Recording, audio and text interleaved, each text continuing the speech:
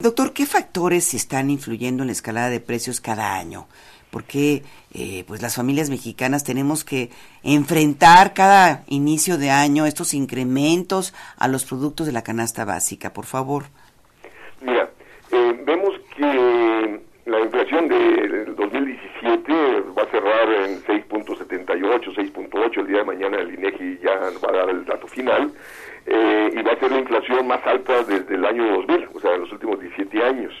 Ahora, ¿por qué razón?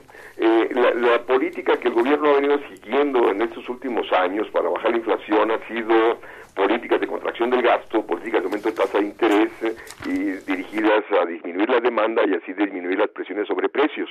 Y también políticas dirigidas a traer capitales para estabilizar la relación peso-dólar, tomando en cuenta que importamos muchos productos.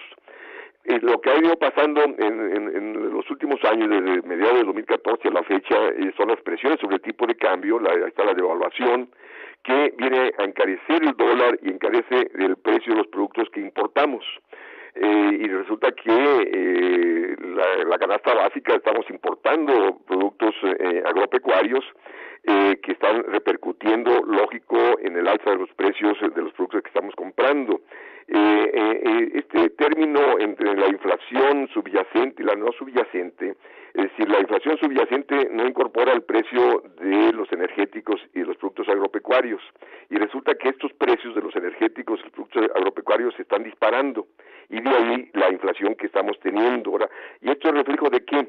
De que se ha dejado de lado la producción agropecuaria. Somos importadores de granos básicos y de ahí que estamos sujetos a los precios internacionales y al precio del dólar, que viene a repercutir sobre la inflación. Y luego también estamos importando gasolinas, más del 50% de las gasolinas que se consumen son importadas, y de ahí como la devaluación pasa a incrementar el precio de las gasolinas, del gas, y la inflación que estamos teniendo. Entonces es un reflejo de que la economía nacional no tiene condiciones internas de productividad y crédito de la producción agropecuaria y de energéticos para asegurar una baja inflación. Y entonces esta inflación está deteriorando el poder adquisitivo de los trabajadores, los precios crecen por arriba de los salarios, entonces hay una disminución del poder adquisitivo que viene a contraer la actividad económica, entonces hay menos crecimiento de la producción nacional y estamos en ese círculo vicioso de que presiones de oferta vienen a repercutir en incremento de precios, es decir, no es una presión de demanda, si la demanda ha estado contraída y no obstante los precios están aumentando. ¿Por qué? Por la bajo creciente de la productividad de la producción nacional. Y, doctor Huerta, frente a estos escenarios, ¿qué acciones convendría emprender las familias mexicanas para enfrentar esta cuesta de enero? ¿Algunas acciones en especial que usted pudiera recomendar? Mira, aquí la cuestión es la siguiente, pues el problema es macroeconómico. O sea, el gobierno, ¿qué hace para frenar la inflación? Sigue aumentando la tasa de interés. Y entonces, ¿para qué? Pues para frenar la actividad económica. El aumento de la tasa de interés incrementa los costos financieros de las empresas. Entonces, ellos repercuten esos mayores costos financieros a los precios. Entonces, sigue el proceso inflacionario. Y luego también el gobierno, ahí está con su afán de tener superávit fiscal, contrae el gasto público, contrae la inversión pública, sigue contrayendo la producción y de ahí que sigue las presiones inflacionarias. Entonces, lo que la sociedad tiene que hacer es, demandar que el gobierno instrumente políticas agrícolas para incrementar la producción agrícola y así satisfacer vía crecimiento de la producción de los granos básicos internamente, satisfacer la demanda y evitar que seamos sujetos a que la devaluación o a que el aumento de los precios internacionales de estos productos nos afecte.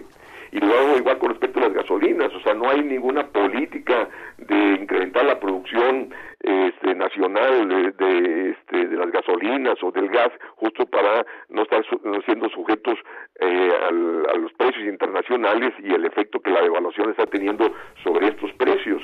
Entonces la sociedad debería demandar que la política económica de disminuir la inflación vía crecimiento de la productividad y vía crecimiento económico y no contrayendo salarios como lo ha venido haciendo y no contrayendo la actividad económica, porque eso, repito, estamos en este círculo vicioso de estancamiento con inflación que nos lleva a mayor estancamiento, que nos lleva a mayor pobreza y nos lleva al círculo de violencia que se vive a lo largo y ancho del país. Y doctor, ¿habrá una lucecita así en el fondo del túnel, del camino, para pensar que, bueno, este escenario se va a mejorar en los próximos meses? ¿O va a haber más aumentos o cómo va a estar? Esta problemática no está en el debate nacional. Si nosotros vemos los precandidatos o candidatos a la presidencia, ¿dónde está su discurso en lo económico? Está ausente. ¿Por qué? Porque nadie quiere cambiar el modelo económico predominante. Todos hablan de austeridad fiscal, para quedar bien con el sector financiero, que es el ganón. Ahí están las ganancias de la banca, las ganancias en la bolsa. ¿A costa de qué? De que la economía no crezca, a costa del problema de desempleo, subempleo, la disminución de los salarios y la creciente desigualdad del ingreso. Entonces hay que meter la cuestión económica en el debate nacional, en el sentido de que se pronuncien por políticas económicas en favor del empleo, en favor del crecimiento económico, en favor de bajar la inflación en condiciones de crecimiento económico, y no contrayendo la actividad económica como ha venido aconteciendo, que esta contracción de la actividad económica ha repercutido en mayor inflación, tal como lo estamos viendo. Entonces el gobierno nos dice, no, la inflación en el 2018 va a ser 3.96 en absoluto.